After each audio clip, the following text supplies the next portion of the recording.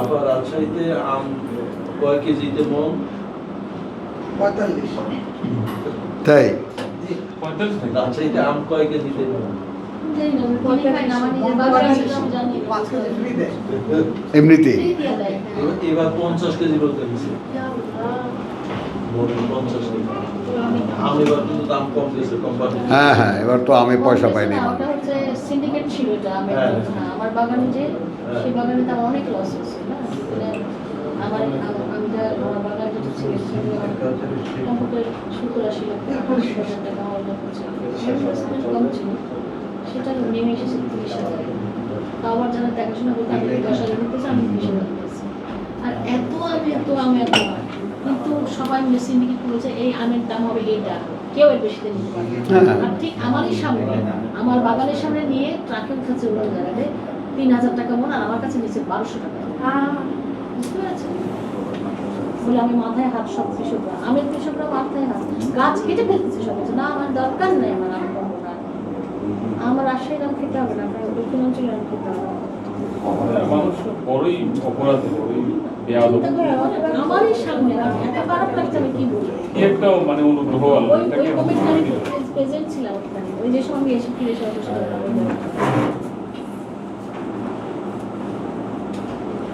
আচ্ছা চলো, আনফালের তোমার 26, খুবই ছোট্ট একটা জিকির এখানে।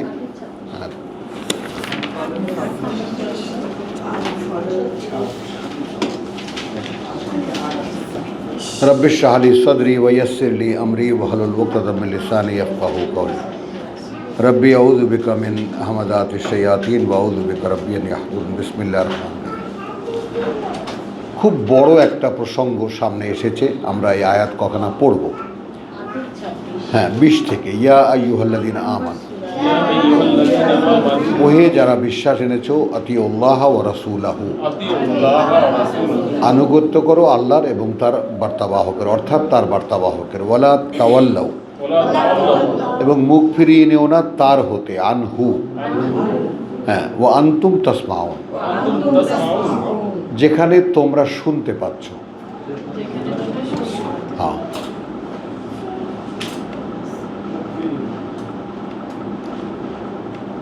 আমার মনোনীত বার্তাবাহকের কাছ থেকে তোমরা আমার বার্তা শুনতে পাচ্ছ, এখান থেকে মুখ ফিরিও না। বুঝছো দিবা, কি একটা জায়গায় এসে তুমি আটকা পড়েছো, তোমার মতো বুদ্ধিমতী মেয়ে বলো। তুমি এই বোধাইয়ের পাল্লায় পড়েছো। না না, আরে বাবা, নিজের বুদ্ধি ওর জন্য তো আমি আসছি। ওটাই তো বললাম কথাটা, ওই বোকা বলে যা তুমি ওর কথায় চলে এসেছো। দুজনেই বোকা। কি আল্লাহ। তো এখন কথা বুঝছো, বলা তাওয়াল্লাউ আনহু ওয়া আনতুম তাসমাউন। ভাইরে, কথাটা ওইভাবে বলার উদ্দেশ্য এই যে মানে আমি যেটা খুব অহংকার, মাআযাল্লাহ, অহংকার প্রকাশ পায় আমার, কিন্তু খুব দাবি করে বলি, আমি নিজেকে ফাঁকি দেই না। কবির, এটা আমি তোমাদেরকে বলি, যারা যারা এখানে আমার ভাই বোন আছো সকলকে বলি, আমার একটা আল্লাহ তাআলা একটা দিয়েছেন নেয়ামত আমাকে, আমি নিজেকে ফাঁকি দিই না। যদি আমি কোনো কাজ সিরিয়াসলি করি, আমি সেটা করি, করতে পারি, ওই অ্যাবিলিটি আল্লাহ আমাকে দেন, সেখানে আমি ফাঁকি দিই না। বুঝছো, ওই জায়গাটায় আমি আমাকে ধরতে পারি, ধরে কাজটা করাতে পারি। এখন আমাদের অবস্থানটা কোথায়? আমরা তো আগে আল্লাহর কথা জানতাম না, এখন তো জানলাম, এখন তো শুনতেও পেলাম। এখন কাজ কি? নিজেকে ধরো, ধরে এই কাজগুলো করাও। ছাই দিয়ে ধরে চামড়া ছিলে তারপর ওয়ালা তাকুনু কাল্লাযীনা ক্বালু সামি'না ওয়া হুম লা ইয়াসমাউন। মাআযাল্লাহ সুম্মা মাআযাল্লাহ, লা ইয়াসমাউন। তোমরা তাদের মতো হয়েও না যারা বলে আমরা শুনেছি কিন্তু তারা আসলে শোনে না। বলো।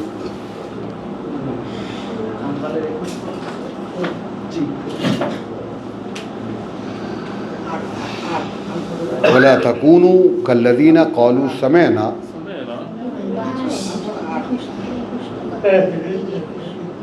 এবং তোমরা তাদের মতো হয়েও না যারা বলে যে আমরা শুনেছি ওয়াহুম লা ইয়াসমাউন, কিন্তু আসলে তারা শোনে না।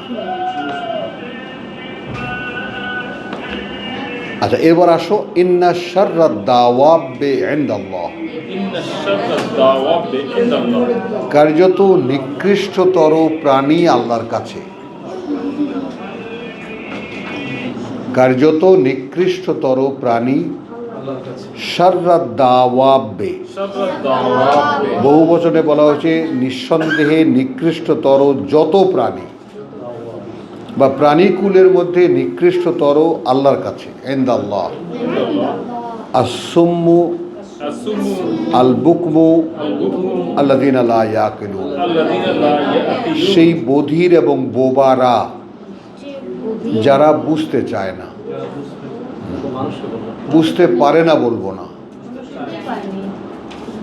হ্যাঁ, ওই জন্য যেহেতু বধির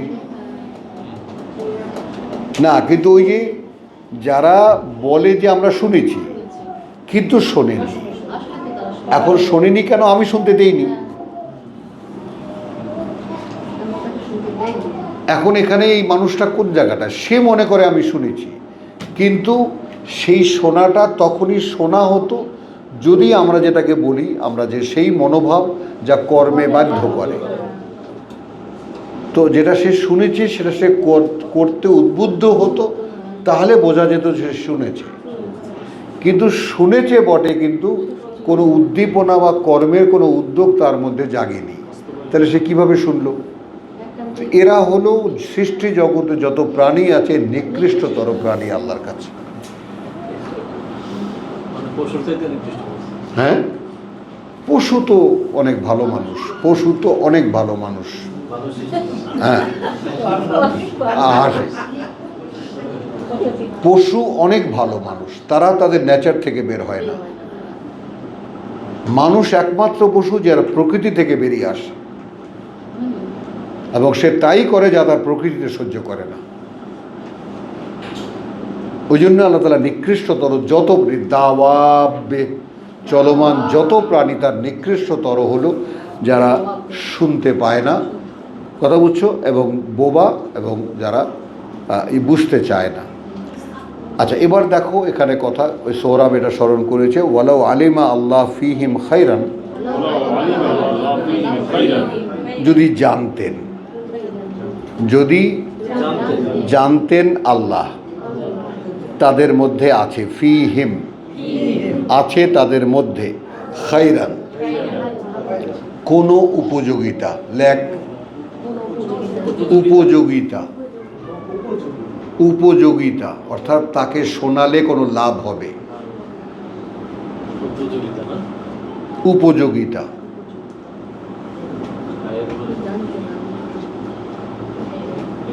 যদি জানতেন আল্লাহ ফিহিম মধ্যে আছে তাদের খাইরান কোনো উপযোগিতা, লা আসমাহুম নিশ্চয়ই তিনি শুনতে দিতেন তাদেরকে।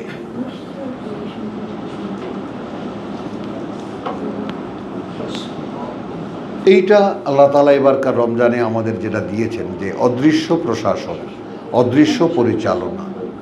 তার মানে অদৃশ্য জগতের সঙ্গে আমার যে আমি শুনতে পারি, আসলে আমাকে শুনতে দেওয়া হয় বলে,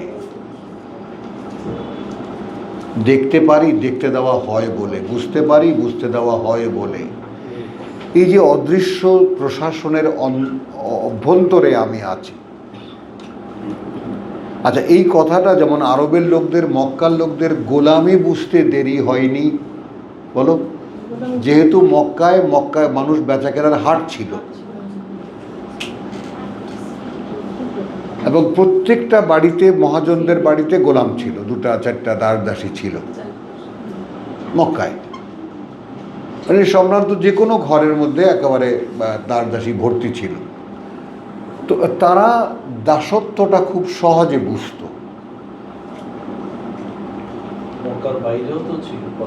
হ্যাঁ, না মানে বলছি বাজার তো ওটা মক্কার যে সমাজটা ছিল, মক্কার দূর দূরান্ত পর্যন্ত আর তো কোনো বসতি ছিল না, তো মক্কার যে সমাজটা ছিল, যেখানে আল্লাহ কিতাব পাঠিয়েছেন, মোহাম্মদ রসুল্লাহর জন্ম যেখানে, ব্রট আপ যেখানে, তাকে ওহী দেওয়া হয়েছে যেখানে, তাকে দিয়ে বলানো হয়েছে যেখানে, সেই জায়গাটার কথা বলছি। সেই জায়গাটার নেচারটা হলো তারা গোলামি এবং প্রভুত্ব বুঝত। মালিক এবং গোলামের সম্পর্কটা তারা বুঝত। মোহাম্মদ খালি বার্তাটা পৌঁছেছে এই, যারা পয়সা দিয়ে কিনে এনেছে এরা তোমাদের মালিক না, মালিক যিনি বানিয়েছেন তিনি। জাস্ট রিপ্লেসমেন্ট অফ ওনারশিপ, এইটা বুঝতে তাদের কাছে খুব সহজ ছিল। আমাদের কাছে মালিক এবং গোলামের বোধটা কেন জাগে না? কারণ আমাদের দেশে গোলামির কোনো প্রথা নাই। কেনা গোলাম আর বাড়িতে রাখা চাকরের মধ্যে পার্থক্যটা আমরা বুঝি না। দাসী, কথা বুঝছো, আর কাজের মেয়ের এই পার্থক্যটা আমরা বুঝি, আকাশ পাতাল পার্থক্য। কিনে আনা একটি মেয়ে সার্বক্ষণিক আমার দাসী, আমার কাজ করতে। আর কাজের মেয়ে যে, ও তো কাজের মেয়ে, ও কাজ করে চলে যাবে। আর এখন তো এমন আধুনিক জামানা আসছে, কয় কাম, 2 কাম 3 কাম হিসাবে। তাদের ইচ্ছার কোনো স্বাধীনতা নেই। হ্যাঁ, কথাটা বুঝছো তো? এই ব্যাপারটা একটু খেয়াল করো যে তারা বুঝতো ব্যাপারটা। তো ওয়ালাউ আলিম আল্লাহু ফিহিম খায়রান লাসমাহুম, যদি জানতেন আল্লাহ যে তাদের মধ্যে কোনো উপযোগিতা আছে, তাহলে অবশ্যই তিনি শুনতে দিতেন তাদেরকে। এখন এখানে দেখো, আমরা কি, তোকে জিজ্ঞেস করছি, তুই কি আল্লাহকে এমন কোনো উপযোগিতা দেখাতে পেরেছিস যে আল্লাহ তুমি যদি আঁখিকে শুনতে দাও?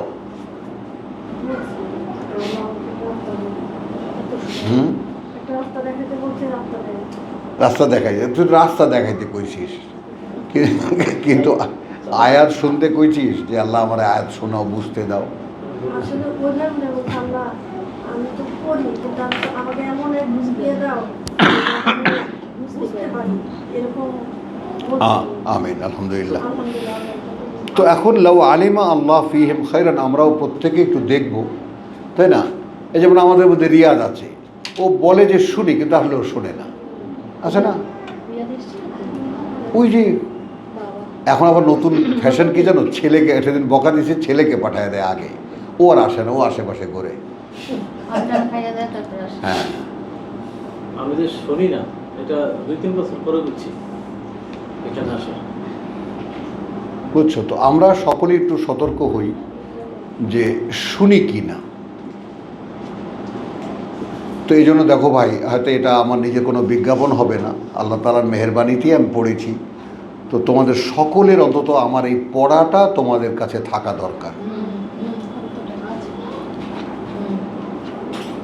এবং সেইটা পার্ট করে করে আজকে এতটুক, কালকে এতটুক, পরশু এতটুক, গোটা কোরআনটা পড়ে শেষ করার মতো কিন্তু এখন আয়োজন আমাদের কাছে আছে। বোঝা গেল কথাটা? তুমি ঘরে বসেই তুমি স্বশিক্ষিত হতে পারো। এবং এইটা আমি কালকে তোমাদেরকে যে বলেছি আমার মানে নাতনিদের কথা, যে এরা 3 আর 4 এর ছাত্র, পরীক্ষা দিয়েছে 6 আর 7 এরা ফার্স্ট হয়েছে। বাপ মা দুজনেই মানে মানে যত শিক্ষিত, সব কিছুই বাচ্চাদের উপরে এক্সপেরিমেন্ট করো। 4টা সন্তান আল্লাহ দিয়েছে, সব কামাই রোজগার বাদ দাও, কোনো রকম ডাল ভাত খাও, আর এই বাচ্চা তো একটা মানুষ করো একেবারে।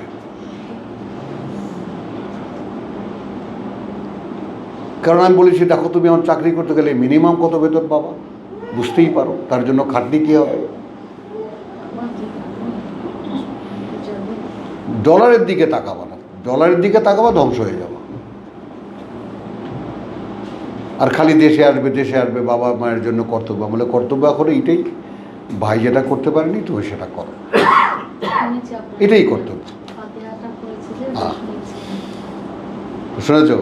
হ্যাঁ, আচ্ছা। তো এইটা দেখো এখন এখানে তো তোমার এখন এখানে যেটা ওই যে ডেভেলপমেন্ট যেটা, জসিমের সাথে শেয়ার করব, তোমাদের সাথেও শেয়ার করি। যেমন আমার যে পরিবর্তনটা, আমার যে ট্রানজিশনটা, সে ট্রানজিশনটা হলো আমি ঘোরতর ধর্মীয় পরিবেশ থেকে বেরিয়ে আসা একটা মানুষ। মানে আদার দ্যান কোরআন, কোরআন ছাড়া যে আর কিছুই নেই, এই বিষয়টা ছাড়তে আমার অনেক দিন সময় লেগেছে।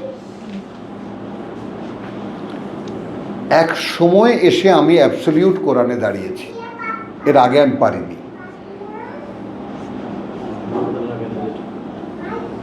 যেটা ওদের কষ্ট হয়নি, ওদের কষ্ট হয়নি, জসিমের তো একেবারে লাগেই নেই কিছু। কথা বলছো, আমাকে তো পুরনো ঘাট ছেড়ে বেরিয়ে আসতে হয়েছে। আচ্ছা, তো সেইখানে এসে আমি যখন বলছি, তো সেখানে আমি কি বলছি এটাও একটু তোমার এডিশন হিসেবে কথাটা নাও। তো আমি এসে কি বলছি যে এইটা কোনো ধর্মগ্রন্থ নয়।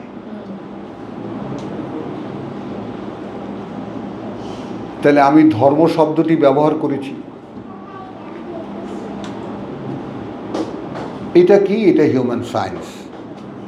আসফালা সাফিলিনে ফেলে দেওয়া মানুষকে কি করে মানুষ হতে হবে তার একটা কর্মপ্রণালী।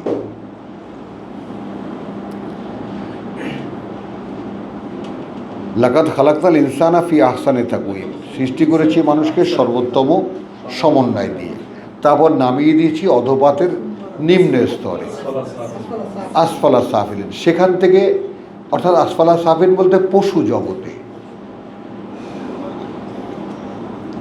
তো দুপে পশু কেমন করে, এই যে বুদ্ধিমান অ্যানিমাল, এ কেমন করে মানুষ হবে, সেই মানুষ হওয়ার কর্মপ্রণালী এই কোরআন। এটা কোনো ধর্মগ্রন্থ না, মানুষকে মানুষ বানানোর কর্মপ্রণালী।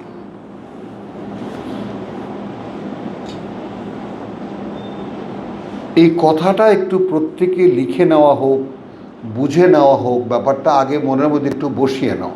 কোরআন আসলে কি, কথাটা বুঝছো তো? এইটা আমাকে আবিষ্কার করতে হয়েছে। প্রথমে ধর্মগ্রন্থ হিসেবেই নিয়েছি, তারপর এর মধ্যে ধর্ম তালাশ করছি। এর মধ্যে ধর্ম টর্ম খুঁজে যখন দেখি এর মধ্যে কোনো ধর্ম নাই, হ্যাঁ, তখন ছেড়ে দিয়েছি। এদিকে নতুন এক জিনিস, তো সেই ডেভেলপমেন্ট কি হলো এখন আধুনিক শিক্ষিতা মেয়ের জন্য? সে হলো যে বাবা, it's absolute book, nothing else, আর কিচ্ছু না, মানে আই টেক ইট। আমি ওটা ওভাবেই নিয়েছি এবং আমার অ্যাপ্রোচটা তাই হবে, বুঝছো? মানে একটু যদি তুমি একটু দরদ দিয়ে, একটু ফিলিংস দিয়ে ভাবো, এটা যদি ধর্মগ্রন্থ হয় তাহলে নেহায়েতি মুসলমানদের জন্য। মুসলমানদের অভ্যন্তরে তাকাতে গেলে দেখা যায় কোরআন মানে এরকম কোনো লোকই নেই। মুসলমানদের ধর্মগ্রন্থ কোরআন, কিন্তু সেই মুসলমানদের ভিতরে ঢুকলে দেখা যায় কোরআন মানে এমন কোনো লোক এই ধর্মে নাই। বলো বাস্তবতা কি না? তাহলে কোরআনের অবস্থা কি? এইটা এখন বিশ্ব মানবতার সামনে আনার উপায় কি? তোমার বিবেচনা নাই, তুমি আল্লাহর নামে একটা ধর্ম তৈরি করে সেটাকে তুমি পালন করো, এবং তোমাকে হাজারবার বললেও তুমি এটা খেয়াল করো না যে ভাই, যেই আল্লাহকে তুমি মানো সেই আল্লাহর সরাসরি কিছু কথা তোমাকে বলার আছে। যেই আল্লাহকে তুমি মানো সেই আল্লাহর সরাসরি বলা কিছু কথা তোমাকে বলার আছে, সেগুলো কি তুমি শুনবা না? না, সেগুলো তো রসুলকে বলেছে। তা আমি কি শুনবো? আমরা আহলে সুন্নাত ওয়াল জামাত, ওই যেটা বলেছি, যেটা মাইনসে কয় রসুলে কইছে ওইটা মানি, আল্লাহ যেটা কয় ওইটা মানি না।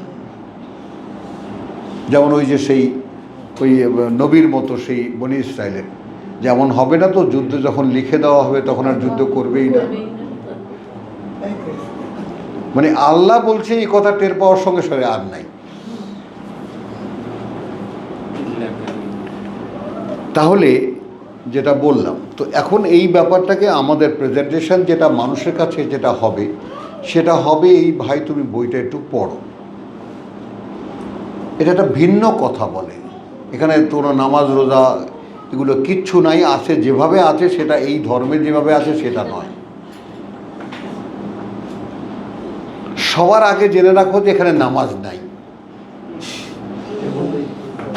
মহিলা ওটাই তো আমাদের সাথে ইয়ে করে, হ্যাঁ যুদ্ধ করে। আমি কয় রাকাত পড়ি জিজ্ঞেস করে। হ্যাঁ, সবার আগে জেনে রাখো এই কিতাবে নামাজ নাই।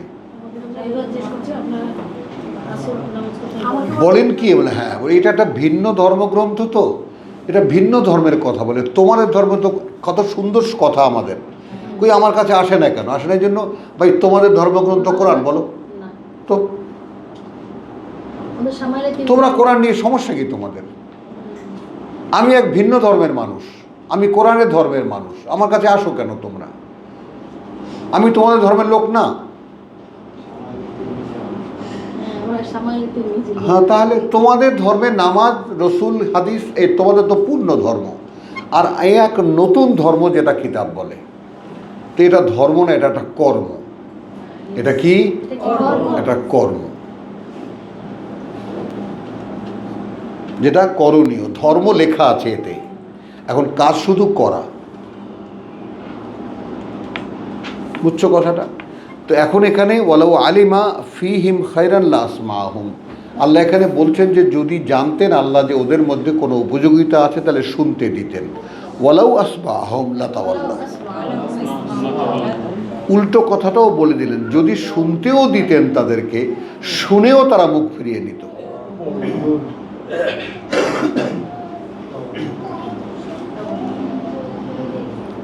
ওয়াহুম মুরিদুন, ওরা এইরকমই উল্টো দিকে চলার লোক। ইয়া আইয়ুহাল্লাযীনা আমানু, ওহে যারা বিশ্বাস এনেছো, ইস্তাজিবু লিল্লাহ, জবাব দিও আল্লাহকে, ওয়ালিল্লাহ ওয়ালির রাসূল, অর্থাৎ তার বার্তাবাহককে, অর্থাৎ তার বার্তাবাহককে। ইযা দাআকুম, যখন সে ডাকে তোমাদেরকে, লিমা ইউহয়িকুম, ডাকে তার জন্য যা জীবিত করবে তোমাদেরকে। এখন এখানে দুটো ক্রস, একটা হলো 153 সূরা বাকারা। এখানে সম্বোধনটা খেয়াল করবা, ইয়া আইয়ুহাল্লাযীনা আমানু। ওখানে সম্বোধন ইয়া আইয়ুহাল্লাযীনা আমানু ইস্তাঈনু বিস-সাবরি ওয়াস-সালাত। আমার কাছে কিছু চাওয়ার হলে চাইবে আমার ভাষায়, আমার শেখানো কথায়, তাই না? এবং অপেক্ষায় থাকবে যে পর্যন্ত না আমি দেই। এই জন্য আগেই সবর এনেছে, পরে সালাত। আগে তুমি বুঝে নাও যে আমি দেওয়া পর্যন্ত অপেক্ষা করবা কিনা, তবে আমার কাছে চাও।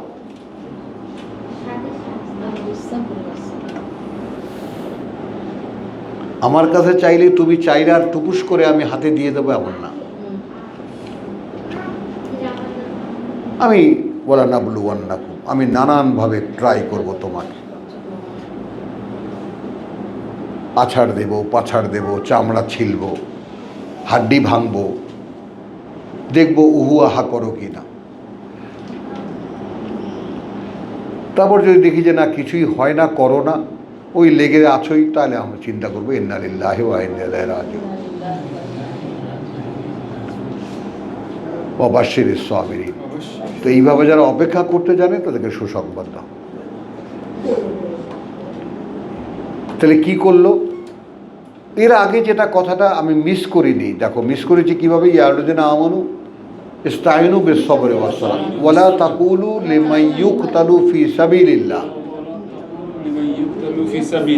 বলবে না তোমরা যারা নিহত হয়েছে আল্লাহর পথে, আমওয়াত, মারা গেছে তারা, বল বরং আহইয়া, তারা জীবিত হয়ে উঠেছে, তারা জীবনে প্রবেশ করেছে, জীবনে প্রবেশ করেছে। ওয়ালাকিন, পার্থক্য কি? লা তাশউরুন, এখনো তোমরা সেইটা বুঝতে পারো না, এখনো সে যোগ্যতা হয়নি। আল্লাহর পথে মরে যাওয়াটাই যে জীবনে প্রবেশ করা। বিশ্বাস এনেছো ঠিক আছে, রসুলের সঙ্গে আছো, হিজরতও করেছো,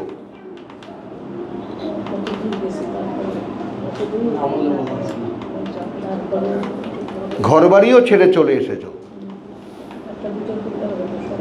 কিন্তু এখনো সেই বোধ হয়নি যে আল্লাহর পথে মারা গেলে জীবনে প্রবেশ করা হয়।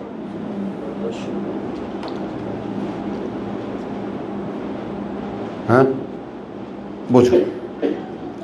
আর এখানে কি জানলাম, এখন এই রিয়েলাইজেশন কি করে আনবো আমি, যে আমাদের কোনো এক ভাই আমাকে ডাকছে, কি জন্য ডাকছে? ডাকছে তার জন্য যা আমাকে জীবিত করবে।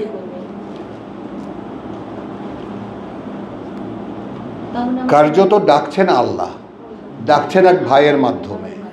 কেন ডাকছেন? আমাকে জীবিত করবে। এটা কিন্তু ম্যাটেরিয়াল হয়ে গেল, মানে ডাকছেন তোমার যাকে ইদা দাকুম লেমা ইউহয়িকুম, যখন ডাকে তোমাদেরকে, ডাকে তার জন্য যা জীবিত করবে তোমাদেরকে, সেই ডাকে সাড়া দিও। তাহলে এখন কে কাকে বলবে আমি মরা? আমি আমাকে বলি, তুমি এখনো পূর্ণ জীবিত নও। তোমার ভিতরে জীবনের একটা বোধ আসছে বটে, জীবিত হওনি। আমার সাথে আমার কথোপকথন, আমি তো জীবিতই নেই, আমি তো জীবিতই নেই, উন্নত দূরের কথা। জীবনের বোধ একটা আসছে যে আমি যেই বোধের উপরে এখনো আমার জীবনটা চলছে, এইটা জীবিত মানুষের না। এবার জীবিত মানুষ আর এই মরা মানুষের পার্থক্যটা একটু বুঝে নাও। জীবিত মানুষ কারা? যারা অনন্ত জীবনের অধিবাসী। জীবনে প্রবেশই করিনি। যারা অনন্ত জীবনের স্বপ্ন যাদের, তারা জীবিত।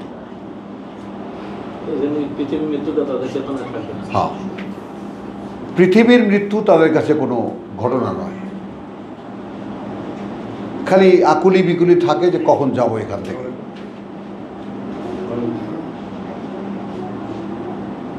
মরণের তুমি মম জীবন। মরণ রে তুহু মম জীবন। বুঝছো?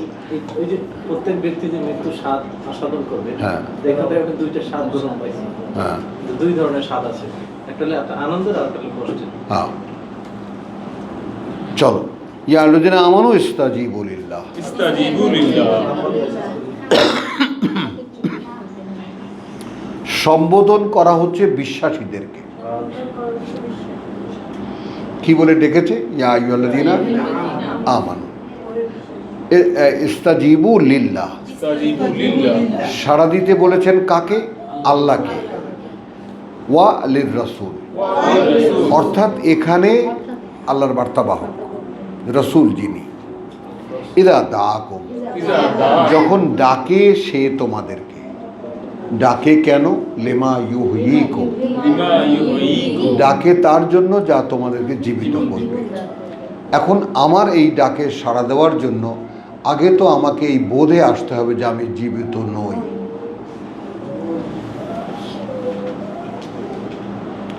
যতটুকু কোরআন পড়ার তৌফিক আল্লাহ আমাকে দিয়েছেন, তার মধ্যে দাঁড়িয়ে, তার উপরে দাঁড়িয়ে বলছি, এই তোমাদের আমার ভাই বোনের কাছে সাক্ষ্য রাখছি তোমাদেরকে যে আমি এই পর্যন্ত বলতে পারি জীবনের একটা হাহাকার আমার ভিতরে জেগেছে।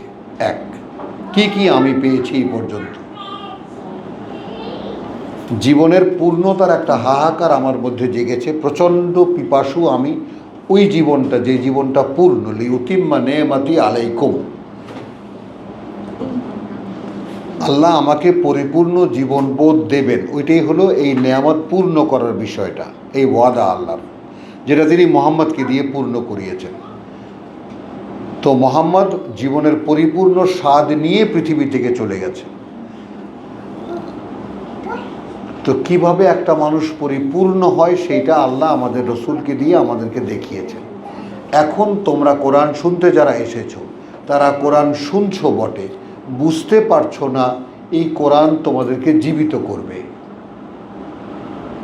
কেন বুঝতে পারছো না? যেহেতু এখন নিজেদেরকে জীবিত মনে করছো।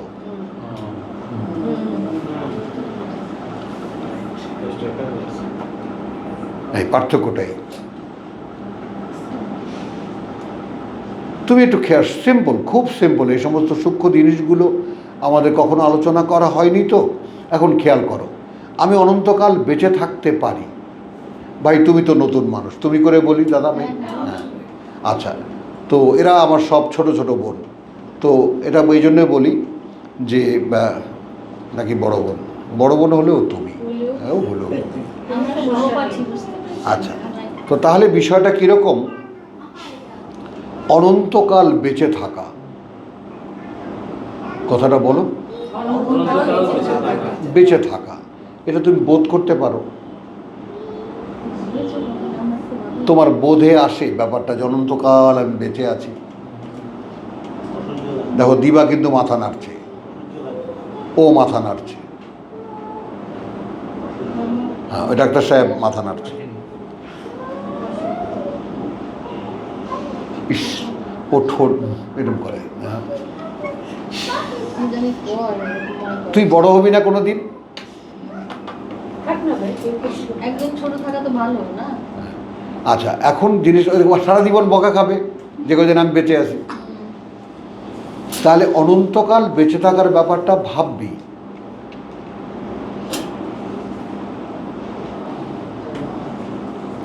এখান থেকে রাস্তায় হাঁটতে বেরোই, কথা বলছো, শরতের মেঘ তোমার চোখে পড়ে, দেখো। তুমি তো, তোমাকে তো আল্লাহ স্বর্গের, ওই জন্যই তো ডাউট করি স্বর্গ আদৌ দেবে কিনা, এখানে তো অর্ধেক দিয়ে রেখেছে। মানে কি জিনিসটা বানাইছে আল্লাহ, বুঝছো?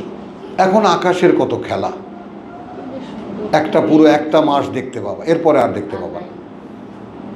প্রকৃতিতেও হ্যাঁ, পরিবর্তন হয়ে আসছে।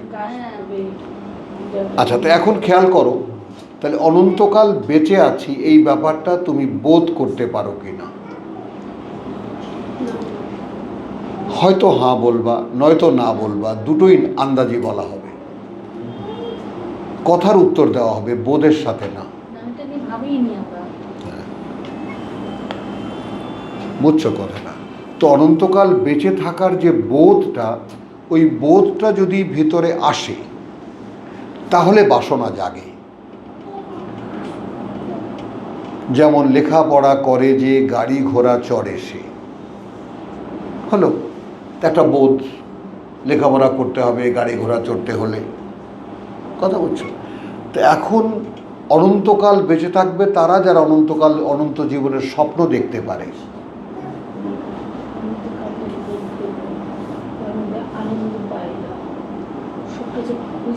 হ্যাঁ, অর্থাৎ অনন্তকালের জীবনটার মানেটা কি, কী জন্য বেঁচে থাকবো, কেন বেঁচে থাকবো, এই টোটাল কজ সহকারে যার কাছে অনন্তকালের জীবনটা একটা বাস্তবতা, তার মধ্যে এই জীবনে প্রস্তুতি আছে।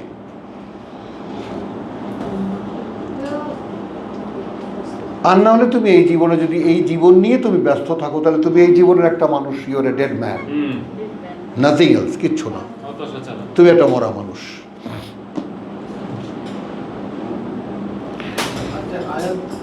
আমরা যেটা বললাম, এখানে যদি আল্লাহ জানতে পারেন তারা শুনলে জীবিত হবে, হ্যাঁ তাদেরকে শুনতে দিতেন, হ্যাঁ শুনতে দিতেন। তো এখন আমাদের এখানে যে কয়জন মানুষ আমরা এসেছি, একটু খেয়াল করে দেখো, শুনতে যে দিচ্ছেন এ ব্যাপারে আমি কোনো সন্দেহ পোষণ করি না। এমনকি আঁখিও শোনে, শুনিস না বল? হ্যাঁ শোনে। একটু খেয়াল করো তো, যে শুনতে যে পাচ্ছেন, মানে শুনতে পাওয়ার পরে মূল্যায়নটা কি করছেন ওইটা আল্লাহর জিজ্ঞাসা আপনার কাছে। হ্যাঁ, তারপর তুমি কি করেছো? আমি তো তোমার শোনার ব্যবস্থা করে দিয়েছি, এরপর তুমি কি করেছো? এখন এখানে প্রাপ্তিটা কোথায়, জীবনের পূর্ণতা কোথায়? আল্লাহ জেনে রাখো, হ্যাঁ জেনে রাখো, আন্না আল্লাহ ইয়াহুলু বাইনাল মারই ওয়া কলবিহি,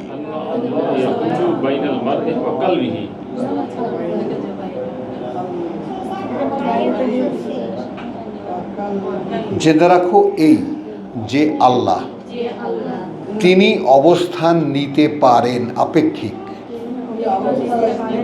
ইয়াহুলু এখানে অনেকে প্রতিবন্ধক, এটা সেটা কত বছর দিলের মাঝখানে অন্তরায় বিভিন্ন তর্জমা করেছেন, কিন্তু আমার তর্জমাটা ভিন্ন। হাল, অবস্থান করা, হাল, ইয়াহুলু, ওই যে অবস্থান নিতে পারে। অবস্থান করতে আসতে পারেন।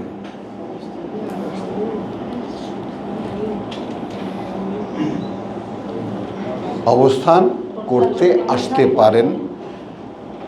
বাইনাল মারএ ওয়া কালবিহি, মাঝখানে ব্যক্তি এবং তার অন্তরের। এখন ব্যক্তি আর তার অন্তরের মাঝখানে একটা জায়গা আছে, খুঁজে পেয়েছিস?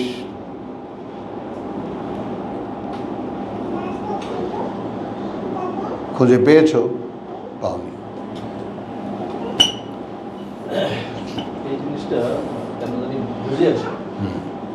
এই জিনিসটা বুঝে আসার জন্য উল্টো একটা কথা বহুবার বলি, তোমরা খেয়াল করো না। মনে করো আমি বলি গানের কলি বুঝি না, আমি খুব সাধারণ একটা কথা বলি যে দেবালয় শূন্য কি হয়, প্রতিমা যদি হয় গো বিসর্জন। প্রতিমা গড়ে কোথায়? মন্দিরে। তো সেটা তো দেবালয়, দেবালয় না? তো আমার অন্তরটা যদি দেবালয় হয়, আমার দেহটা যদি দেবালয় হয়, আমার দেহটা যে দেবালয় তার প্রমাণ হলো কোরআন অনুযায়ী বাংলায় বলছি দেবালয়, দেবতার আলয়, দেবতার বাসস্থান। হ্যাঁ, কথা বলছো সূরা নূরের যে আমাদের নূর, যেটা আয়াতের নূর, যেটা নূরুন আলা নূর। তো এই ব্যাপারটা খেয়াল করো যে এখন ওদের যারা পূজা করে, যারা প্রতিমা তাদের অন্তরে বসানো।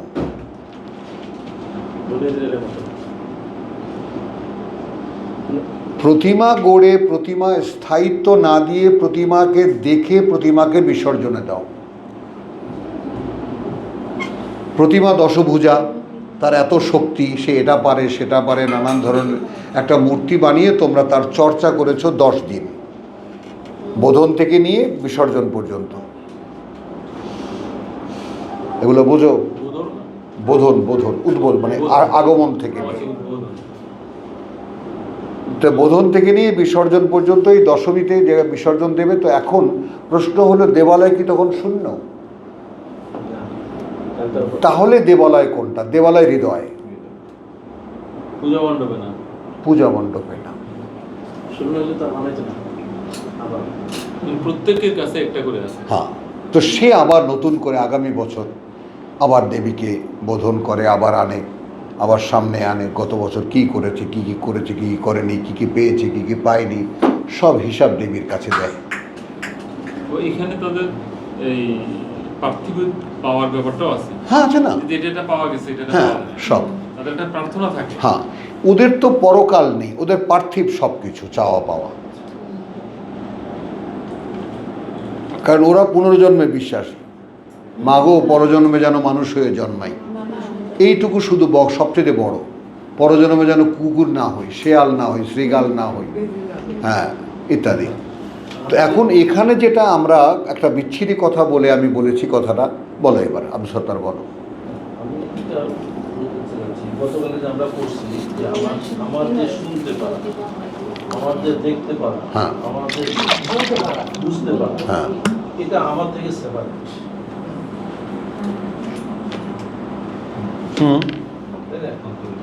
তাহলে তাহলে এই যে দুটা অস্তিত্ব আমরা এখন ফিল করছি, ফিলিংয়ে এখনো আসেনি, নলেজে এসেছে, অবগতিতে এসেছে, ফিলিংস আসেনি। তাহলে আমাদের এখানে দুটো অস্তিত্ব, তাহলে এই দুটো অস্তিত্বের মাঝখানে কি? হ্যাঁ, ধরো তাই। কারণ তুমি শুনতে পাও, দেখতে পাও, বুঝতে পারো, এ সব কিছু থাকে কলবে, হৃদয়ে, হৃদয় থাকে বুকের মধ্যে। এ তো ঠিকানা দেওয়া। ঠিকানা লেখা না একেবারে? স্থায়ী একেবারে। আল্লাহ যে এখানে অবস্থান নেন তার প্রমাণ কোরআনে আছে। হ্যাঁ সেটা হলো একটা হলো যারা প্রথমেই নেবে না হ্যাঁ সেখানে আল্লাহ সামনে নিয়ে যান, হুম তাই সেখানেও মালিক আল্লাহ। হুম আবার যারা নিবে তাদের জন্য আল্লাহ খুলে দেন, হুম। তাহলে আল্লাহ তো দেখা যাচ্ছে না কোনো অবস্থা আছে। তিনি খুলে দেন, আবার কারোর জন্য শাটার দিয়ে দেন, তাহলে সেখানে সে না ঢোকে অন্তরে শাটার দেন। আর এই মানুষগুলো দেখা যায়, এই মানুষগুলো যদি আপনি এটা নিয়ে ফেস করেন সাধারণ মানুষের সাথে, দেখবেন প্রথমে যারা নিচ্ছে না তাদের পরবর্তীতে তারা নমনীয় হলেও কোনো কাজ হয় না। আমি এটা ইয়ে করে দেখছি। আলহামদুলিল্লাহ। তো আমরা যার যার জায়গায় থেকে চর্চা করব, কিন্তু একটা ব্যাপারের সম্ভাবনা আজকে ক্লাসে আমরা এইটা নিলাম যে আমি যদি আসন করে দিই, স্বয়ং সৃষ্টিকর্তা আমার এই দেহ এবং অন্তরের মাঝখানে আসনে আসতে পারেন, আসীন হতে পারেন, এবং সেটাই একটা মানুষের চূড়ান্ত পরিণতি, যেটা সর্বোত্তম। যেদিন তার সামনে সকলে দাঁড়াবো সেদিন দেখবেন আল্লাহ যে আমার অন্তরে তিনি আছেন। এবং ওই কথাটাই এই জন্য মূল্য দিই খুব নজরুলের, যে অন্তরে তুমি আছো বলে তুমি অন্তর যাবে। তাহলে এই ভদ্রলোক তার অন্তরে স্বয়ং সৃষ্টিকর্তাকে বোধ করতে পেরেছিলেন।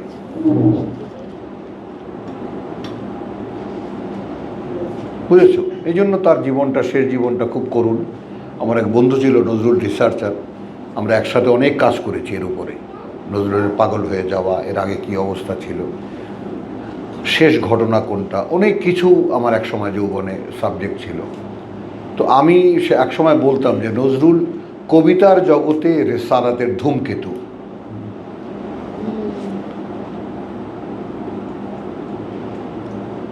কথা বুঝছো? প্রমাণ হলো রবীন্দ্রনাথকে এই পর্যন্ত আল্লাহ দিয়েছিলেন যে মূর্তি তোমার যুগল সম্মিলনে হেথায় নিত্য প্রকাশিছে। যে সমস্ত কথা আল্লাহ তাকে দিয়ে বলেছেন, আপনা থেকে বেরিয়ে এসে বাইরে দাঁড়া,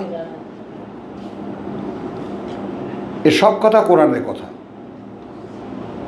অর্থাৎ মসনবীর কথা, ফার্সি কোরআনের কথা। তো এই বোধ দেওয়ার পরেও সে কিন্তু শেষ পর্যন্ত ওই সমাজ থেকে বেরিয়ে আসতে পারেনি। আবার সমাজকে যে সুখ মাথায় করে নেচেছে তাও না, কিন্তু মোশেক সমাজকে সে কোনো আলো দিতে পারেনি, বলেছে আবার ওর মধ্যে ঢুকে গেছে। কথাটা বোঝো। যেমন তার ব্রহ্মসঙ্গীতগুলো, তারপর প্রেম, প্রকৃতি, পূজা, তার 3টি পর্যায়ের তার সমস্ত রচনা, প্রেম, প্রকৃতি, পূজা, নিবেদন। তো এই 3টি পর্যায়ের মধ্যেই ব্রহ্মসঙ্গীত আলাদা, যেটা সম্পূর্ণ ব্রহ্মাকে উদ্দেশ্য করে। তো এই যে ব্যাপারটা ব্রহ্ম নিরাকার, আচ্ছা, এটার বাইরে এটা না, হ্যাঁ। এগুলো কিন্তু পড়তেছে না এখানে। হ্যাঁ, এটাকে কি মূল্যায়ন করা হচ্ছে না পরবর্তীতে? না। খুব একটা মূল্যায়ন করা হচ্ছে না, না, উনি- বুঝছো কথাটা? উনি তো একদম লাস্ট মোমেন্টেও যখন ওনাকে ডাক্তার দেখানো হচ্ছে, তখন উনি বলছেন যে তোমরা কেন এরকম বিমর্ষ হয়েছো, আমি তো চলেছি অনন্ত লোকে, হ্যাঁ। তো পরজীবনে চলে যাচ্ছি, আমি তো পরিষ্কার, অনন্ত লোক তার কাছে পরিষ্কার একেবারে।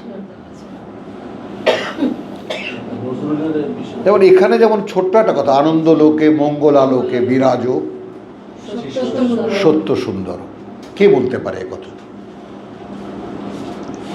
বলো। এগুলো আমাদের যেহেতু ওই যে হিন্দু আর মুসলমান দুই ধর্মের আলাদা, এই জন্য শব্দগুলোর সঙ্গে আমাদের যেহেতু ওরা ব্যবহার করে, আমরা ব্যবহার করি না। মানে কেউ জানে না। না, এটা হতে পারে কি, মানে এনলাইটেনমেন্ট যেটা, হ্যাঁ মানে অন্তর্লোকে আলো যেটা, হ্যাঁ, এইটা আল্লাহর দিকে যাওয়া তো নিশ্চয়ই এনলাইটেনমেন্ট। পরিষ্কার, পরিষ্কার, পরিষ্কার। কিন্তু শয়তানের পূজার ক্ষেত্রেও মানুষের এনলাইটেনমেন্ট আসতে পারে, আসতে পারে, আসতে পারে, আসতে মানে পারে। অধিচেতনাটা চলে আসতে পারে। হ্যাঁ, ওনার লিটারেচার কিছু প্রমাণ করে না, উনি যে মানে যে চরম মানে মানে ঠিক হইতে হইতে চরম ভ্রান্ত হয়েছে, এটা কোনো প্রমাণ না, এতে কোনো সন্দেহ নেই। না, চরম ভ্রান্ত হয়েছে এটাও প্রমাণ করা যাবে না। এখানে একটা রহস্য হয়ে রয়ে গেছে রবীন্দ্র জীবনে, কারণ সে তো ইয়া নেয়নি, তো ইয়া ওনার ব্যক্তিগত না, নরক নেয়নি তো। নেয় নাই, কিন্তু উনি ব্যক্তিগত জীবনে ওনার সেটা আমরা অ্যানালাইসিস করব না। আমরা চূড়ান্ত পরিণতি সে শ্মশান নেয়নি, না আগুনে পড়তো তো আমাদের আর কিছু দরকার নেই, বাস আমরা ওখানেই এন্ড করব। মৃত্যুতে যে শ্মশান গ্রহণ করেননি কথা বুঝছো, বরং কবর গ্রহণ করেছে, তো আমরা আর যাব না। তারপর ব্যক্তি তার ব্যক্তির কাছে, আমরা যেহেতু জানিও না আর অনেক কিছু। নজরুলের বিষয়টা বললেন না। হ্যাঁ। নজরুলের বিষয়। নজরুলের বিষয়টা অতটুকুই, শুধু যে এরপরে আল্লাহ ব্লক করে দিয়েছেন, যেমন আমার ছেলেকে আল্লাহ ব্লক করে দিয়েছিলেন। কথা বুঝছো, তার পিএইচডি আর তার আল্লাহর পথে মানুষকে ডাকা, এই দুটো প্যারালাল চলতে পারতো না, এই জন্য আল্লাহ তাকে দুনিয়া থেকে নিয়ে গেছে। পরিষ্কার, আমি অ্যাজ এ ফাদার আমি সাক্ষ্য দিচ্ছি। ছোটোবেলা থেকে তাকে শিখিয়েছি এক, মাঝখান থেকে আমি তাকে ইসলামিক ইকোনমিক্স বানাতে গিয়ে ধ্বংস করে দিয়েছি, এবং বাপ বেটা অনেক কেঁদেছি এই জন্য যে বাবা তুমি কী করেছো আমার জীবন নিয়ে। এই কৈফিয়ত আল্লাহর কাছে আমার দেওয়ার কিছু নাই, দোষী আমি 100%। তখন আমি জানতাম না,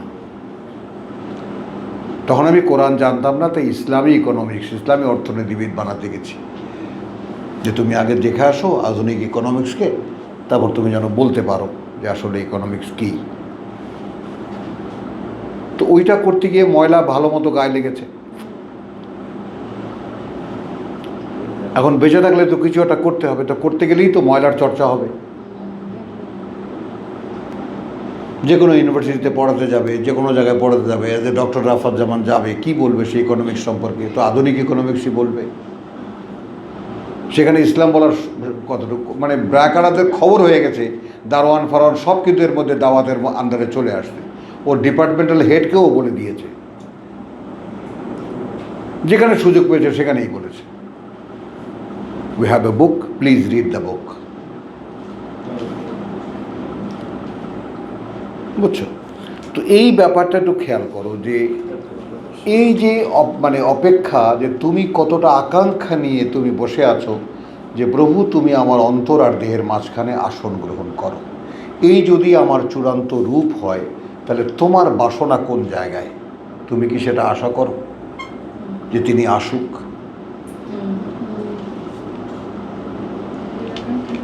হ্যাঁ,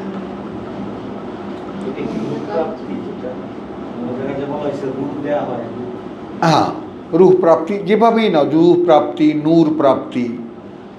ওয়ালাকিন জাআলনাহু নূরান নাহদি বিহি মান নাশা, আল্লাহু নূরুস সামাওয়াতি ওয়াল আরদ। ওখানে আবার যারা যত উর্দু তর্জমা আছে, তাফসির আছে, সেখানে মোমেনো কি দিলো মে, মোমেনো কি দিলো মে, অর্থাৎ বিশ্বাসীদের অন্তরে, নূরুস সামাওয়াতি ওয়াল আরদ, আল্লাহর অবস্থান, বিশ্বাসীদের অন্তরে আল্লাহর অবস্থান। হ্যাঁ হ্যাঁ, কয় যে কলবে মুমিন আরদুল্লাহ, এই যে মাজার পূজারি, ও বাবা, এই গোষ্ঠী শুদ্ধ মাজার পূজারি।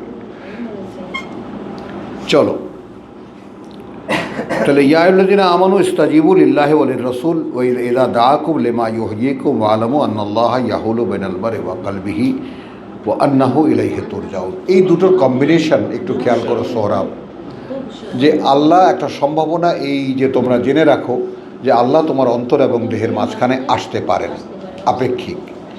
আরও জেনে রাখো এই যে লাগিয়ে নাও, ওয়া আন্নাহু, যেহেতু আরও এই যে ইলাইহি তুহশারুন, সামনেই তার তোমাদেরকে নিয়ে জড়ো করা হবে। তখন তোমার অবস্থাটা কি? তিনি কি তোমার অন্তর আর দেহের মাঝখানে আছেন, অথবা নেই? মানে তার সামনে গিয়ে যখন দাঁড়াচ্ছ, তখন তোমার পজিশনটা কি? তিনি কি তোমার হৃদয়ে আছেন, অথবা নেই? তাহলে আমাকে ডাকছেন তিনি যাতে অন্তরে আসতে পারেন, তার পথ তৈরি করার জন্য, আমাকে জীবিত করার জন্য, আমাকে অনন্তকালের জীবনের বোধ দেওয়ার জন্য। ওয়াত্তাকু ফিতনাতান, এই আয়াতের সঙ্গে যায় যে ভয় করো সেই পরীক্ষা, লা তুসিবান্না আল্লাযীনা যালামু মিনকুম খাসসাতান, লা তুসিবান্না আল্লাযীনা যালামু মিনকুম খাসসাতান। আক্রান্ত করবে না শুধু তাদেরকেই যারা সর্বনাশ করেছে, তোমাদের মধ্যে তাদেরকেই খাসসাতান, বিশেষভাবে। তার মানে তোমরাও কিন্তু হ্যাঁ गेहूं के साथ घुन जैसा पिस जाओगे, গমের সাথে ঘুনের মতো পিষে যাবে যাতায়।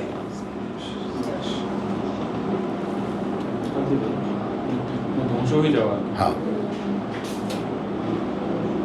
রাসূল তো বলছে তার মানে রাসূল তো ডাকছেন, আল্লাহ ডাকছেন তোমাদেরকে যারা বিশ্বাস এনেছো। এই জন্যই বিশ্বাসীদেরকে এত সতর্ক করা যে বিশ্বাসের দাবি তো করো, কখনো কি নিজের বিশ্বাসটাকে যাচাই করে দেখেছো আসলে আমি বিশ্বাসী কিনা?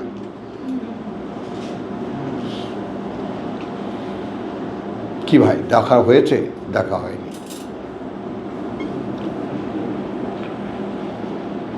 বল। আল্লাহ ধরা থেকে নিরাপদ মনে করে তারাই যারা ধ্বংস হবে না। কথা বলছো, নিজের জীবন সম্পর্কে আমি তো অ্যাওয়্যার না, কারণ নিজের জীবন সম্পর্কে সবচাইতে সতর্ক চেতনা হলো এই যে আচ্ছা কোনোভাবেই কি এই জীবনের পরে আর কোনো জীবন আছে?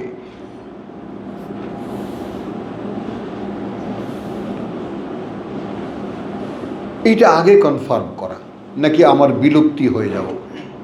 বিলুপ্তি হয়ে গেলে কোনো কথা নেই, শান্তি আছে, তাও একটা আছে, নাই নাই তো নাই। নাই তো নাই, শেষ। কিন্তু যদি থাকে, যদি থাকে সেটা কি হবে? সেটা কি হবে? 6 নম্বর সূরা, তখন আমার দশা কি? 6 নম্বর সূরা 47 নম্বর আয়াত। হ্যাঁ, এই আয়াতটা কি আছে? বুঝতে পারছি না। 24 আগে 24 সাথে মিল আছে।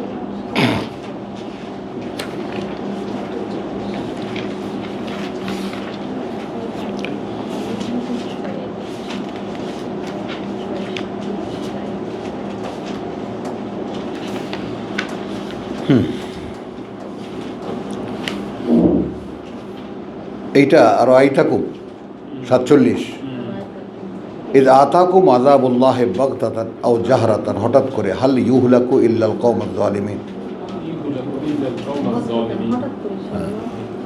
ওই যে ওয়ামা নুরসিলুল মুরসালিনা ইল্লা মুবাশশিরিন ওয়া মুনযিরিন ফামান আমানা ওয়া আসলাহা ফালা খাউফুন আলাইহিম ওয়া লা হুম ইয়াহজানুন ওয়াল্লাযীনা কাযযাবু বিআয়াতিনা ইয়ামাসসুহুমুল আযাব বিমা কানু ইয়াফসুকুন। প্রসঙ্গটা সেম।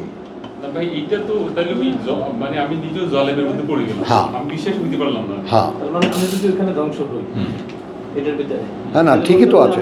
ঠিক নেই। হ্যাঁ। কোনো থার্ড পার্টি নেই, হয় কাফের না হয় হ্যাঁ। বিশ্বাসী। তো ওয়াত্তাকু ফিতনাতাল লা তুসিবান্নাল্লাযীনা যালামু মিনকুম খাসসাতান ওয়া আলামু আন্নাল্লাহা শাদীদুল ইকাব। এখন এটা কিন্তু একটা চরম পত্র এইরকম যে দেখো এখন যে এই যে ধরি মাছ নাছুই পানি আছো, আমার যেমন বনি তেমনি রবে, টুল ভেজাবো না, এতে হবে না। আবার মুহাম্মদ সাল্লাল্লাহু আলাইহি ওয়াসাল্লাম একটা প্রার্থনা করছেন, প্রভু যাদেরকে তুমি ধ্বংস করার বা এবারে শাস্তি দেওয়ার বাধা করেছো, সেটা যদি আমাকে দেখো তাহলে আমাকে তাদের মধ্যে গণ্য করে দেবো।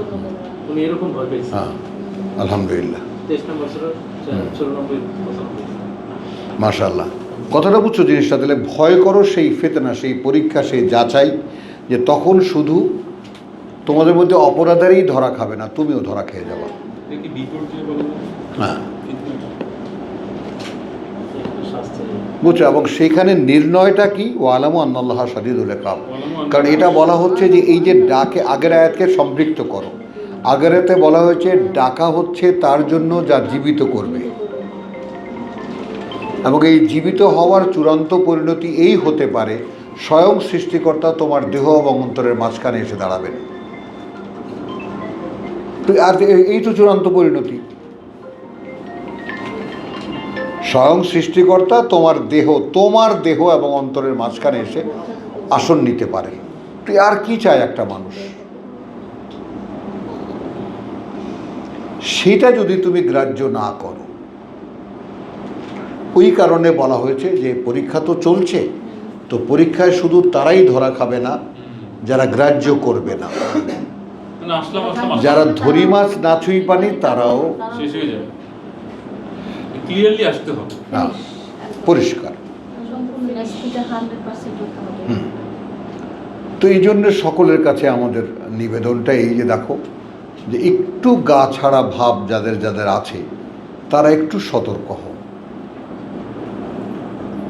কারণ একটু দেখো তাকিয়ে যে সময় বলতে কোনো কিছুই কিন্তু নাই, অবশিষ্ট নাই। আমার তো এক্সটেনশনই আছে। আজকে বসে আছি কালকে আমার তো এক্সটেনশনই আছে। হুম। আমি তো এক্সটেনশনে আছি। দাও, তুলে দাও। আমি নো হ্যাঁ, এক্সটেনশন মানে তাই। এবার আসো ওয়াজকুরু। ওয়াজকুরু ওয়াজকুরু ইজ আনতুম কালিলুন। ইজ আনতুম কালিলুন। একটু স্মরণ করো যখন তোমরা ছিলে সামান্য, মুস্তাদআফুন, মুস্তাদাফুন একদম নিপীড়িত তোমরা ফিল আরদে, ফিল আরদি কোণঠাসা হয়ে আছো এই পৃথিবীতে। তাখাফুন, তাখাফুন ভয় পেতে তোমরা আনিয়া তাখাত্তাফাকুম নাস, আন ইয়াতাখাত্তাফাকুন নাস যে তোমাদেরকে সমূলে উৎখাত করবে মানুষ। ফাআওয়াকুম, ফাআওয়াকুম তখন আশ্রয় দিয়েছেন তোমাদেরকে। যখন এই পরিণতি হয়েছে, যখন তোমরা ভাবছিলে যে আমাদের যে কোনো মুহূর্তে শেষ। নিশ্চিত আমার শেষ, কিন্তু সেই মুহূর্তে আল্লাহ আশ্রয় দিয়েছেন। হ্যাঁ, আমরা একটু নেই সেখানে, আমাদেরকে কেন শোনালেন এই কথা? হ্যাঁ, অর্থাৎ জীবন সম্পর্কে তোমাদের একটা কৌতূহল ছিল, তোমাদের এই 2-3 বান্ধবীর একটা কৌতূহল ছিল জীবন সম্পর্কে। আরও কিছু আছে কি, ধর্ম কর্ম এটা সেটা ভালো মন্দ সবই তো শুনেছ, সবই দেখেছ মা সারা জীবন, কিন্তু একটা কৌতূহল ছিল ফর দ্য আলটিমেট।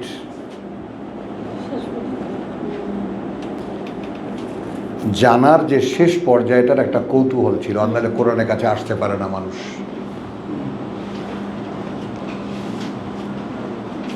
বলতে পারছি কথাটা? একটা কৌতূহল ছিল। যেমন আমার কৌতূহল আমাকে এখানে এনে ঢুকিয়েছে, কত রাস্তাঘাট ঘুরিয়েছে আমাকে, তো ঘুরিয়ে এখানে এসে ঠেকিয়েছে সেখানে একটা পরম আশ্রয় পাওয়ার মতো। সবচেয়ে বড় কথা ওইটা খুঁজেছিলাম সারা জীবন, এই 35 বছরের জীবনে। আলা বিযিকরিল্লাহি তাতমাইন্নুল কুলুব। যাবা, যাও, জেনে রাখো যে আল্লাহর স্মরণ না, আল্লাহর এই পাঠ্য পড়া পরিতৃপ্ত করে অন্তরকে। ওইটা কিন্তু জিকির হয়ে যাবে, স্মরণ না।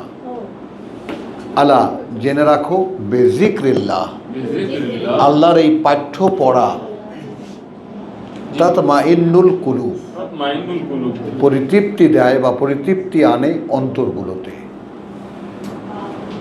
এইটা তুমি দেখো এটা হয় কিনা, কোরআন পড়লে ভালো লাগে কিনা, এটা একান্তই তোমার ব্যক্তিগত টেস্ট। তুমি কোরআন পড়ছো, আয়াতগুলো বুঝতেছ, যতটুকুই হোক, একটা অপূর্ব ভালো লাগা না?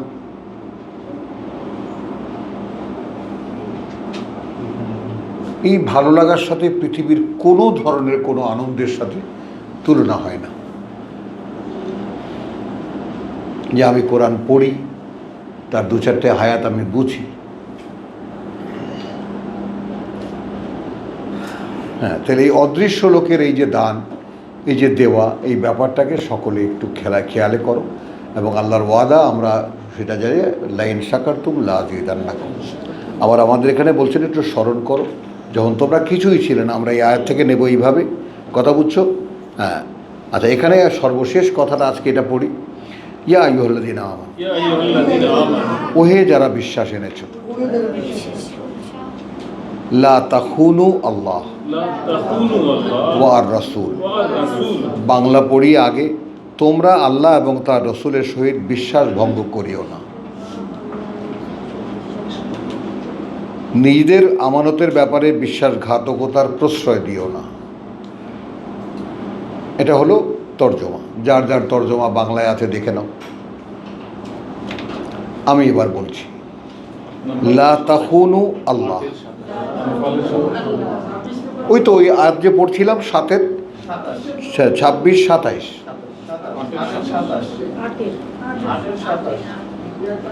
8 নম্বর সূরার 28 নম্বর আয়াত, 27 নম্বর আয়াত।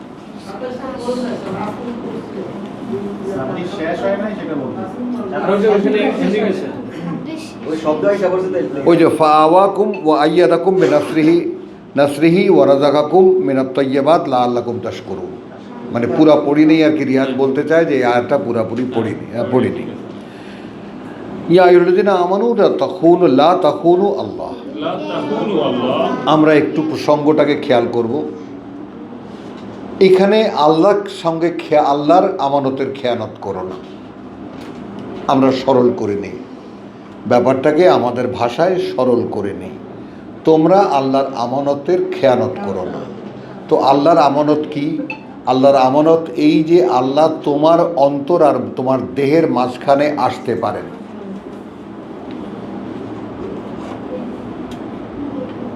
দিবা বলো, তোমার দেহ এবং অন্তরের মাঝখানে আসতে পারেন, এই সম্ভাবনাটা একটা আমানত। হ্যাঁ, এসেছেন নয়, আসতে পারেন, এই সম্ভাবনাটাই একটা আমানত। কাকে বলছেন? ইয়া আইয়ুহাল্লাযীনা আমানু। কিন্তু তাহলে আমি এখন যদি আমাকে বিশ্বাসী হিসাবে কনসিডার করি, আমাকে আল্লাহ বলেছেন ইয়া আইয়ুহাল্লাযীনা আমানু, আচ্ছা তাহলে এখন আমার কাছে আমার প্রশ্ন, আমি কি বিশ্বাসী? এখন আমি মোটামুটিভাবে নানানভাবে নাড়াচাড়া করে দেখলাম, হ্যাঁ আমি বিশ্বাসীর মধ্যে পড়ি, আমি একদম অবিশ্বাসী না। তো তাহলে আমার ক্ষেত্রে সম্ভাবনা থাকে যে স্বয়ং আল্লাহ, আমি জীবিত হতে পারি এবং আমার মধ্যে আল্লাহ আসতে পারেন। হ্যাঁ, তাহলে এই যে সম্ভাবনাটা, এইটা আল্লাহর একটা আমানত আমার কাছে, এটার খেয়ানত করো না। বলতে পারছি কথাটা? এইভাবে হেলা করো না। তাহলে কি করবা? ওয়া তাখুনু, আচ্ছা আল্লাহ ওয়া রাসূল, ওয়া তাখুনু আমানাতিকুম। তাহলে তোমরা আসলে খেয়ানত করবে কিসের? তোমাদের কাছে রক্ষিত আল্লাহর আমানত। ওয়া আনতুম তা'লামুন, এবং করবা এই অবস্থা যে তোমরা জানো, তোমরা জেনে শুনে আল্লাহর আমানতের খেয়ানত করছো। সুবহানাল্লাহ।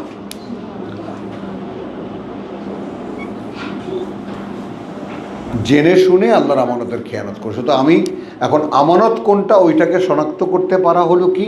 আমি বলছি তোমার অন্তরে আসতে পারেন, এই সম্ভাবনাটাই একটা আমানত। কার আমানত? স্বয়ং আল্লাহর তোমার কাছে রক্ষিত আমানত। এটা রক্ষা করতে গেলে কি হবে?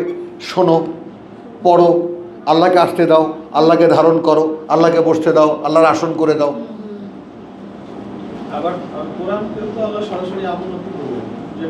তো সেটা তো তাই তো হলো, তাই কি হলো না? আমানত তাহলে কি? মানে এই সম্ভাবনাটা আমি জীবিত হতে পারি কিসের মাধ্যমে? ডাকছেন তো কোরআনের দিকে। হ্যাঁ, তারপর সেটা তো প্রসঙ্গ আছে আলাদা। তারপর কি হবে? গোটা কোরআন আসে নাহদি বিহি, এটা দিয়ে আমরা পরিচালনা করি। কোথায় কোথায় সেটা তো এখন দেখো, তুমি এই হলো পেচের মানুষ, এর এই পোলাপান এলো, পোলাপান কনা পেলাবান। হ্যাঁ, না প্রসঙ্গটা ও যেটা ওরে যেটা শয়তান গুতায়, মাঝে মাঝে গুতাগুলো ঠিক মতো দেয়। আবার এখানে আমি তো আজকে মানে নতুন কিছু পেলাম আলহামদুলিল্লাহ। আরও বাবা দেখো এখানে যেটা আমরা ওইটা কোথায়, ওই যে তোমার ওই যে আল্লাহ কথা বলেন না 42-এ, হ্যাঁ এইটা দেখো। তাহলে এখন তুমি এখানে কি বলছো? ওয়াকাযালিকা আওহাইনা 52, ওয়াকাযালিকা আওহাইনা ইলাইকা রূহাম মিন আমরিনা মা কুনতা তাদরি মাল কিতাব ওয়ালা আলিমান ওয়ালাকিন জাআলনাহু নূরান। খেয়াল করবা, কিন্তু একে আমরা আলো করেছি নাহদি বিহি মান নাশা, আমরাই পরিচালিত করি এটা দিয়ে যাকে আমরা চাই। হলো মিনে ইবাদিনা, আমাদের বান্দাদের মধ্যে। তো এই মিনে ইবাদিনার মধ্যে ইয়া আইয়ুহাল্লাযীনা আমানু ইস্তাজিবু লিল্লাহ, তাদের কি হচ্ছে? হলো? তাহলে এখানে কি হলো? ওয়া ইন্নাকা লা তাহদি ইলা সিরাতিল মুস্তাকিম। তাহলে যেহেতু আল্লাহ রসুলকে আল্লাহ পরিচালিত করছেন, তাকে কনফার্ম করছেন যে তুমি পরিচালিত করছো আসলে হ্যাঁ নিশ্চিত স্থির পথের দিকে। সিরাত আল্লাহ, কার পথে? আল্লাহর পথে। আল্লাযী লাহু মা ফিস সামাওয়াতি ওয়া মা ফিল আরদ, সেই আল্লাহ যার ওই আকাশমণ্ডলী আর এই পৃথিবী যা কিছু আছে তা আলা ইলাল্লাহি তাসিরুল উমুর। আর এটাও একটা সংবাদ শুনে রাখো যে তুমি যা কিছু করো প্রত্যেকটি কাজের পরিণতি তার কাছে পৌঁছে যায়। তো আলহামদুলিল্লাহ, রব্বানা আমান্না বিমা আনজালতা ওয়াত্তাবানা রাসূল ফাকতুবনা মা শাহিদিন ওয়া মা আলাইনা ইল্লাল বালাগ ওয়া মা তাওফীক ইল্লা সৌরভ ভাই যেটা বলছে এটা হলো 37 এর 72। হ্যাঁ। এই যে আমি আমানতকে রেখেছি